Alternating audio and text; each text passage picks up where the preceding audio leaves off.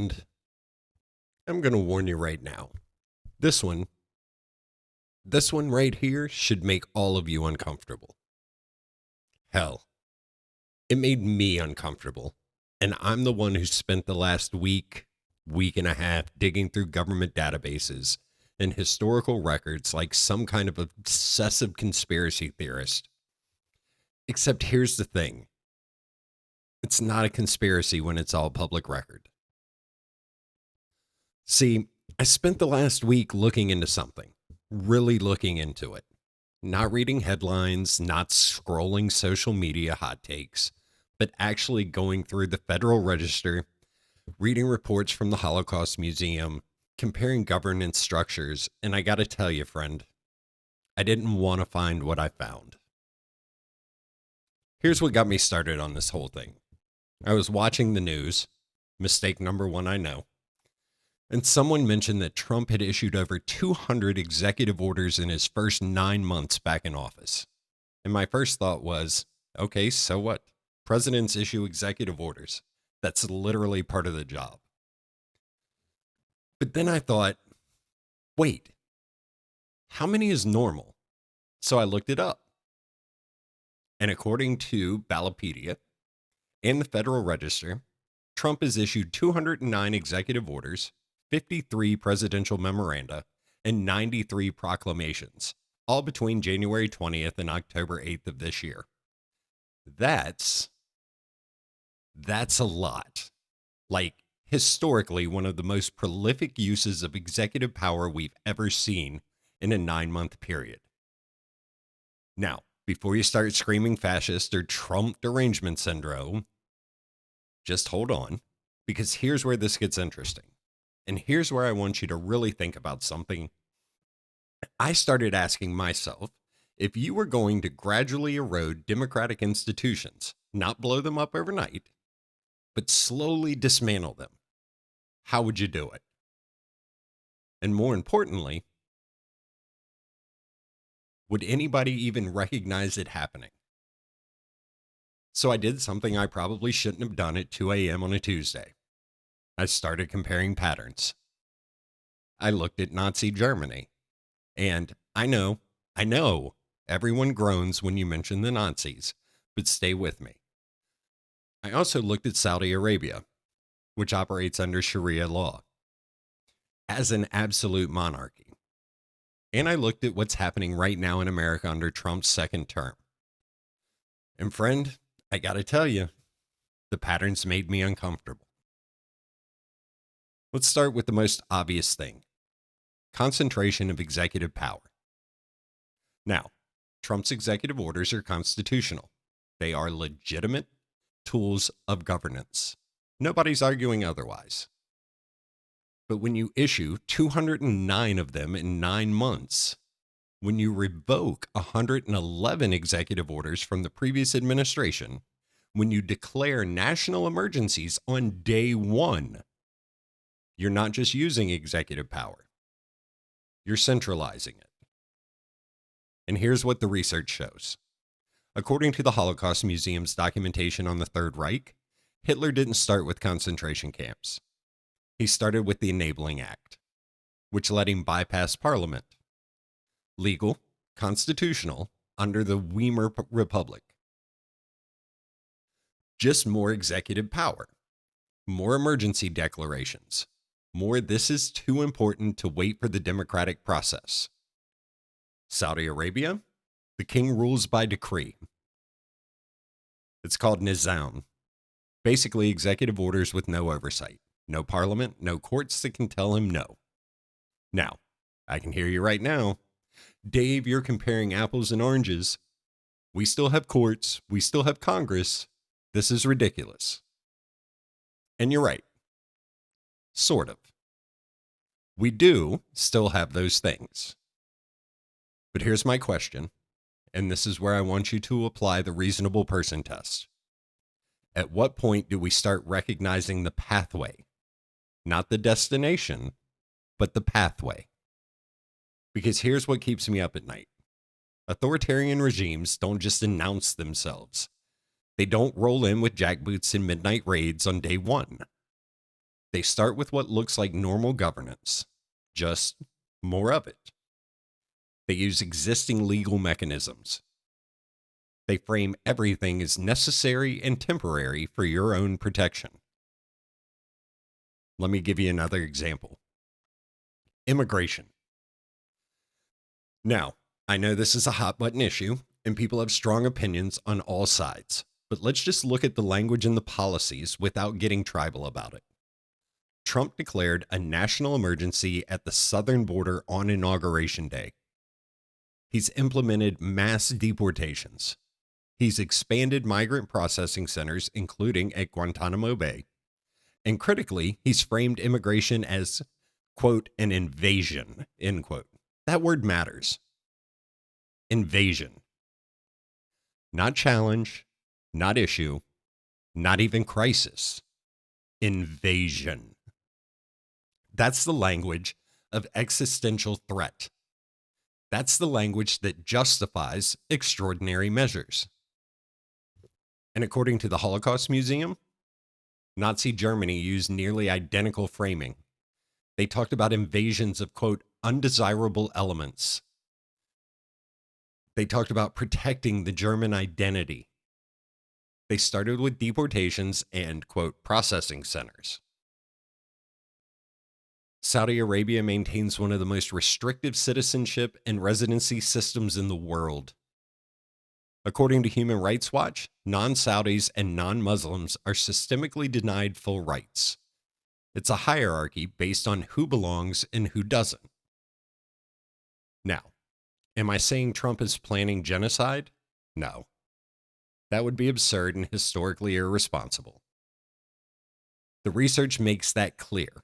There is no comparison in scale or intent between Trump's policies and the Holocaust. None. But here's what I am saying. The Nazis didn't start with genocide either. They started with rhetoric about protecting national identity. They started with defining who was, quote, really German and who was an outsider. The progression from rhetoric to policy to systemic oppression took years.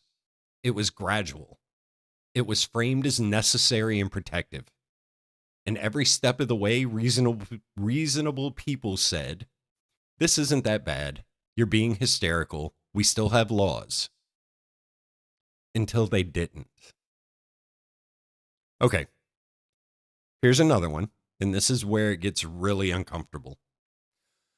The targeting of dissent. Trump's second term has created something called the Department of Government Efficiency. And according to Ballotpedia and the White House's own records, one of its primary functions is identifying and removing what they call disloyal civil servants. He designated Antifa as a domestic terrorist organization. He's talked repeatedly about prosecuting political opponents. Now, we still have the First Amendment. We still have protections for free speech. But let's do the reasonable person test here. If your boss at work created a department specifically to identify disloyal employees, would you feel comfortable criticizing them? Would you speak up in meetings? Would you feel safe expressing disagreement? No. Of course you wouldn't. You'd keep your head down. You'd watch what you say. You'd think twice before every email. According to the Holocaust Museum, Nazi Germany criminalized dissent through a combination of legal mechanisms and intimidation. The Gestapo and the SS operated with broad authority to arrest anyone who opposed the regime. No trial necessary. In Saudi Arabia, Human Rights Watch documents that peaceful online criticism can lead to arrest and imprisonment under counterterrorism laws. Dissent equals terrorism. In America, we're not there. We're not. But we're building the infrastructure. We're creating the legal frameworks. We're normalizing the idea that political opposition equals disloyalty equals potential terrorism. And the thing is, You don't need to use these tools to have them work. The threat is enough. The knowledge that they exist is enough to make people self-censor. Now, let me tell you what makes America different, because these differences matter, and they're what we need to protect. We still have independent courts that can strike down executive orders. We still have a free press. And yeah, I know everyone thinks the press is biased one way or another, but the point is they can criticize the government without being arrested. We still have regular elections. We still have peaceful transfers of power, mostly. We still have civil society organizations that can challenge government actions in court. These things are real. They're not nothing. They're fundamental differences between us and Nazi Germany or Saudi Arabia. But here's my question, and this is really what this whole rant or episode is all about. How long did those protections last if we keep eroding them? Courts can be packed with loyalists. The press can be delegitimized. And economically pressured into compliance. Elections can be undermined through voter suppression and gerrymandering. Civil society can be targeted through tax investigations and regulatory harassment. None of these things require a coup. None of them require martial law. They just require the gradual, systemic weakening of democratic institutions by people who claim to be protecting democracy. You know what this reminds me of? It's like watching someone drive toward a cliff, and when you point it out, they say, "Relax, we haven't gone over the edge yet." Technically true. But maybe we should talk about the direction we're heading? When I bring this stuff up, and I have, with friends, with family, the response is almost always the same. Either people dismiss it immediately as Trump derangement syndrome, or they go full apocalyptic and claim we're already Nazi Germany. Both responses miss the point. We're not Nazi Germany. We're not Saudi Arabia. But we can see the pathway from here to there. And that pathway doesn't require a dramatic coup or a sudden collapse. It just requires us to keep doing what we're doing. Keep normalizing the concentration of executive power. Keep accepting the framing of political opponents as enemies. Keep allowing the gradual erosion of institutional independence. Look at Hungary under Viktor Orban. Look at Poland before the recent elections. Look at Turkey under Erdogan. These weren't sudden authoritarian takeovers. They were gradual processes of democratic erosion carried out through legal and quasi-legal means by leaders who genuinely claimed to be protecting democracy while systemically undermining it. And here's the thing that really frustrates me. We have historical examples. We know how this works. The Holocaust Museum, Human Rights Watch, political scientists who study democratic backsliding. They've documented the patterns. We know what the early warning signs look like, and we're seeing them right now in real time in America. The concentration of executive power? Check. According to the Federal Register, 209 executive orders in 9 months. It's not normal governance. It's ruling by decree. Exclusionary nationalism and immigration rhetoric. Check. The framing of immigration is an invasion, the mass deportations, the processing centers. Targeting of dissent? Check. The Department of Government Efficiency, the domestic terrorism designations, the loyalty test for civil servants. How about this one? Religious nationalism. Check.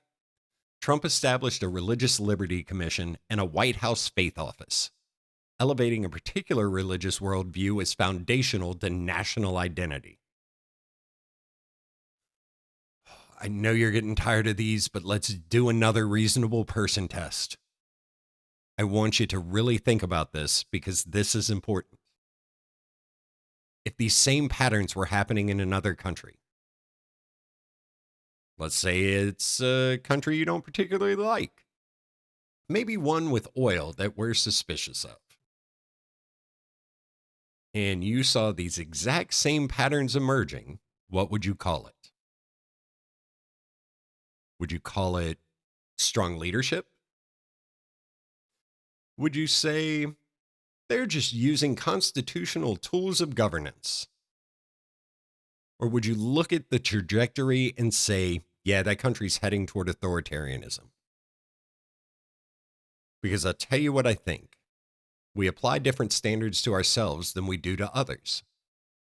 When it's our team, we give them the benefit of the doubt. We explain away the concerning patterns. We say, it's different here. But is it? Is it really? I'm not saying President Trump wakes up every morning twirling a mustache and plotting to become a dictator. He could be, but I don't think he is. I don't think that's how this works. I think it's much more mundane and much more dangerous than that. I think it's leaders who genuinely believe they're doing the right thing, who genuinely believe their opponents are enemies of the state, who genuinely believe that normal democratic processes are too slow and inefficient to deal with the existential threats they perceive. And I think it's citizens, good people, reasonable people, who are so locked into tribal thinking that they can't see the patterns anymore. They can't ask themselves, even if I agree with the goals, are these methods consistent with democratic governance? Let me try to bring this back to the core question I keep asking with this season. When did independent thinking become disloyalty? Because that's what this is really about, if you look at the data I've compiled. And it's all public record. It's all verifiable. And you can't even consider the possibility that we might be heading down a dangerous path, then you're not thinking independently. You're not applying the reasonable person test to yourself. You're just picking a team and defending everything they do. I get it. I really do. We've been conditioned to think in tribal terms. We've been conditioned to see any criticism of our side as giving aid and comfort to their side. We've been conditioned to believe that acknowledging problems is the same as betrayal. But that's exactly the kind of thinking that allows democratic backsliding to happen. Because if you can't criticize your own side, if you can't acknowledge concerning patterns when they emerge, then there's no check on the erosion of democratic norms. Imagine it's not Trump. Imagine it's a president you absolutely despise. Pick whoever you want.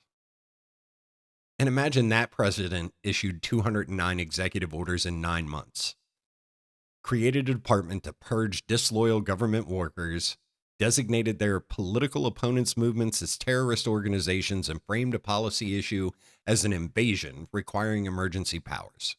Would you be concerned? Would you call it authoritarian overreach? Now ask yourself, does your answer change based on who's doing it? Because if it does, then you're not evaluating the actions. You're just rooting for a team. Look, I don't have all the answers. I don't sit here and pretend that I do.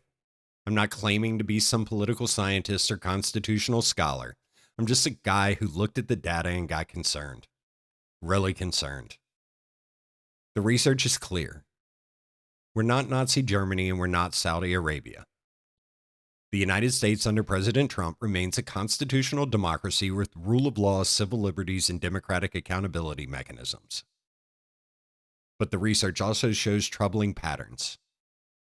The concentration of executive power, the exclusionary nationalism, the targeting of dissent, the erosion of institutional independence.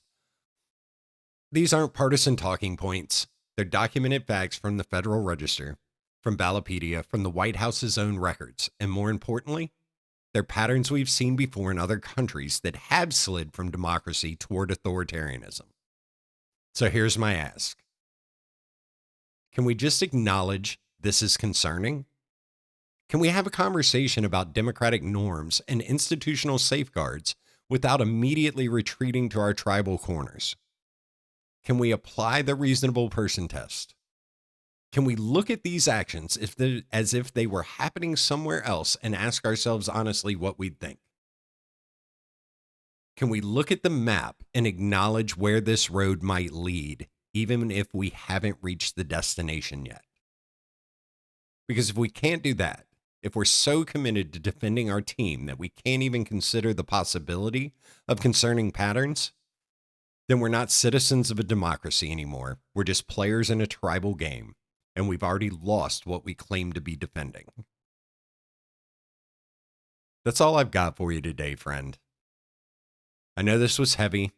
I know some of you are going to be pissed. Some of you will think I'm being hysterical. Some of you will think I'm not going far enough. But I really hope that at least some of you will take a step back and think about it. Really think about it. Not from a tribal perspective, but from a reasonable person perspective. Democracy isn't self-sustaining. It requires vigilance. It requires citizens who are willing to call out concerning patterns, even when it's uncomfortable, even when it's their team doing it. The question isn't whether we're already an authoritarian state, because we're not. The question is whether we're on a path that could lead us there, and what we're willing to do about it while we still can. When did we stop being able to see the road ahead? As your GPS may say, maybe it's time, recalculate. Until next time, stay skeptical, stay independent, and for the love of God, stop being a human echo chamber. Now get off my lawn.